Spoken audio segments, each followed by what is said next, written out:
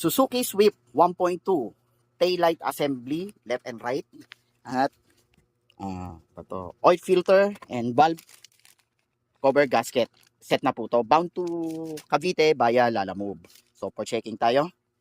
So, Suzuki genuine parts. Unahin natin itong right passenger side.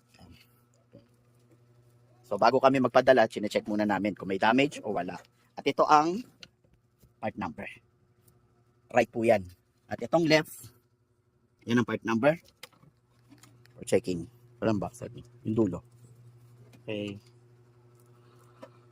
Chinecheck muna namin kasi via Lalamove to papuntang Cavite. Tapos ito yung valve cover set. Valve cover gasket with spark plug O-rings na po yan. And oil filter.